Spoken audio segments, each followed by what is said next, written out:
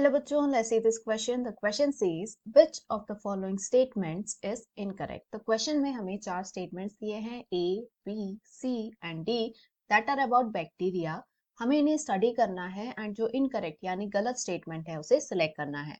तो question के लिए जो हमारा key concept रहेगा, it is going to be bacteria. तो यहाँ पर हम इसकी कुछ प्रॉपर्टीज को ऑब्जर्व करेंगे. तो ये जो है एक इजी क्वेश्चन है. सो बैक्टीरिया जो है ये यूनिसेलुलर ऑर्गेनिजम्स हैं, यानी एक सिंगल सेल के बने हुए ऑर्गेनिजम्स हैं एंड ये फ्री लिविंग होते हैं, यानी एज सच किसी लिविंग ऑर्गेनिज्म पे डिपेंडेंट नहीं होते हैं फॉर देयर सर्वाइवल. एंड ज्यादातर बैक्टीरिया जो हम देखेंगे around us, they are heterotrophic in nature. So heterotrophic का मतलब क्या हुआ कि ये एनर्जी सोर्स के लिए ऑर्गेनिक कंपाउंड्स को यूज करते हैं, यानी compounds with carbon are the energy source. अब प्रॉपर्टीज यदि हम ऑब्जर्व करें कुछ पर्टिकुलर बैक्टीरिया की, सो कई बैक्टीरियाज हैं जो कुछ स्पेसिफिक प्रॉपर्टीज के साथ में पैदा होते हैं. जैसे कि यदि हम एक्टिनोमाइसिटीज को ऑब्जर्व करें तो ये एक ऐसा बैक्टीरिया है जो कि एंटीबायोटिक्स प्रोड्यूस करता है, यानी ऐसे कंपाउंड्स जो कि बैक्टीरिया को किल कर सकते हैं. एंड हम पाएंगे कि ह्यूमन थेरेपी में यूज होने वाले 70% जो एंटीबायोटिक्स हैं they are derived from the actinomycetes. इसके अलावा कुछ बैक्टीरिया होते हैं जो कि नाइट्रोजन फिक्सिंग बैक्टीरिया कहलाते हैं. तो इनका फंक्शन क्या होता है, ये नाइट्रोजन को कलेक्ट करते हैं फ्रॉम द सॉइल या फिर फ्रॉम एयर एंड उसे कन्वर्ट करते हैं इनटू यूटिलाइजेबल फॉर्म.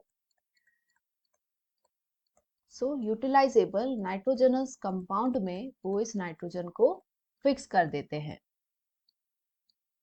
तो इससे क्या होता है, प्लांट्स या अदर ऑर्गेनिजम्स जो नाइट्रोजन को डायरेक्टली अपटेक नहीं कर सकते वो इस फॉर्म को अपटेक करते हैं. इसके अलावा हम पाएंगे कि कुछ बैक्टीरिया जो है वो एक्सट्रीमोफाइल्स होते हैं, यानी बिल्कुल एक्सट्रीम कंडीशंस में रहते हैं, जैसे high temperature, high salt concentration, high pressure. तो इनमें जो मोस्ट कॉमन होते हैं they are the Archie bacteria.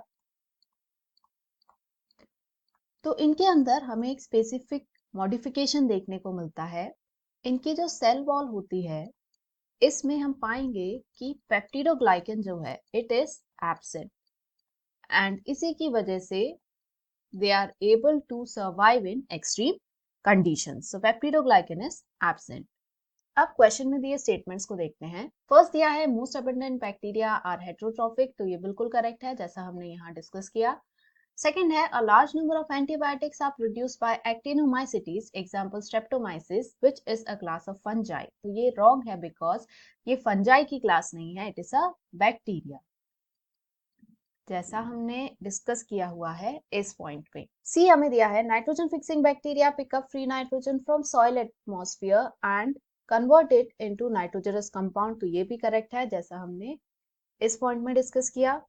And last, Archaebacteria differ from other bacteria in having a different cell wall structure and this feature is responsible for their survival in extreme conditions. तो ये भी बिल्कुल correct है because हमने यहाँ देखा कि इसकी सेल वॉल में बाकी बैक्टीरिया के कंपैरिजन में जो पेप्टिडोग्लाइकन है वो एब्सेंट होता है एंड इस वजह से ये एक्सट्रीमोफाइल्स होते हैं. तो इन सब को देखकर हम कह सकते हैं, चूंकि हमसे पूछा गया था कि इनकरेक्ट स्टेटमेंट कौन सा है, सो जो फाइनल आंसर है it is going to be option B. That is, a large number of antibiotics are produced by actinomycetes, example streptomyces, which is a class of fungi. So this is our final answer. Hope you understood it well. Best of luck.